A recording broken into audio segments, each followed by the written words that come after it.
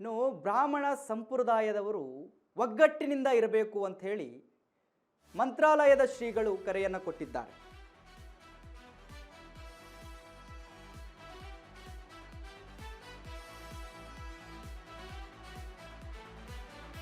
ಶ್ರೀಮತಸ್ಥ ಬ್ರಾಹ್ಮಣ ಸಂಪ್ರದಾಯದವರು ಒಗ್ಗಟ್ಟಿನಿಂದಿರಬೇಕು ಅಂತ ಹೇಳಿ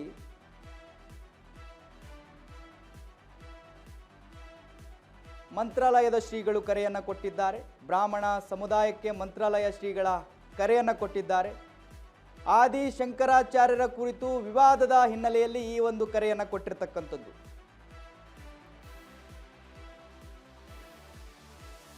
ಶ್ರೀ ಸುಶೀಲೇಂದ್ರ ತೀರ್ಥರ ಆರಾಧನಾ ಶತಮಾನೋತ್ಸವದಲ್ಲಿ ಈ ಒಂದು ಸಂದೇಶವನ್ನು ಕೊಟ್ಟಿರ್ತಕ್ಕಂಥದ್ದು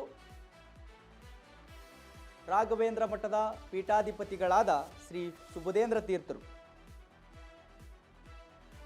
ಹಿಂದೂ ಧರ್ಮ ರಕ್ಷಣೆ ಬಲವರ್ಧನೆಗೆ ಒಗ್ಗಟ್ಟಾಗಿ ಶ್ರಮಿಸಬೇಕು.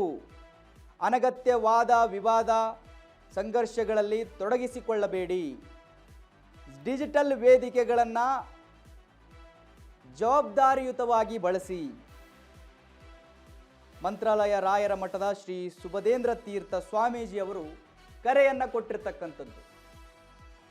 ಮತ್ತೆ ಶ್ರೀ ಶಂಕರಾಚಾರ್ಯರು ಅತ್ಯಂತ ಅಲ್ಪ ವಯಸ್ಸಿನಲ್ಲಿ ತಾವು ಜನಿಸಿ ಸನ್ಯಾಸಿಗಳಾಗಿ ಸಂಚಾರವನ್ನು ಮಾಡಿ ಅಷ್ಟು ಗ್ರಂಥಗಳನ್ನ ರಚನೆ ಮಾಡಿ ಅಸೇತು ಹಿಮಾಚಲ ಪರ್ಯಂತರವಾಗಿ ಎಲ್ಲ ಕಡೆಯಲ್ಲಿಯೂ ಕೂಡ ಅವೈದಿಕ ಮತಗಳನ್ನು ನಿರಾಕರಣೆ ಮಾಡಿ ವೈದಿಕ ಮತವನ್ನ ವೈದಿಕ ಸಿದ್ಧಾಂತವನ್ನ ತಾವು ಏನು ಸ್ಥಾಪನೆ ಮಾಡ್ತಾ ಬಂದಿದ್ದಾರೆ.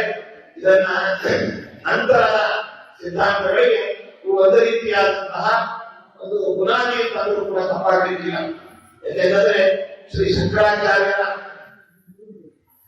ಅವರು ಬರೋಕ್ಕಿಂತ ಪೂರ್ವದಲ್ಲಿ ವೈದಿಕ ಸಿದ್ಧಾಂತಗಳೆಲ್ಲವೂ ಕೂಡ ನಶಿಸಿ ಹೋಗಿತ್ತು. ವೈದಿಕ ಸಿದ್ಧಾಂತಗಳ ಮೇಲೆ ಅನೇಕ ಬಗೆಯಾದಂತಹ ಆಕ್ಷೇಪಣೆಗಳು, ಅನೇಕ ಬಗೆಯಾದಂತಹ ಖಂಡನಗಳು ಎಲ್ಲವೂ ನಡೆದಿತ್ತು. ಆ ಎಲ್ಲವನ್ನು ಕೂಡ ಸಮಗ್ರವಾಗಿ ವಿಮರ್ಶೆ ಮಾಡಿ ವೈದಿಕ ಸಿದ್ಧಾಂತದ ಹಿರಿಮೆಯನ್ನ, ವೈದಿಕ ಸಿದ್ಧಾಂತದ ಪರಂಪರೆಯನ್ನ ಎತ್ತಿ ಹಿಡಿದಿರತಕ್ಕಂತಹ ಘನಕೀರ್ತಿ ಶ್ರೀ ಶಂಕರಾಚಾರ್ಯರಾಗಿದ್ದಾರೆ. ನಂತರದಲ್ಲಿ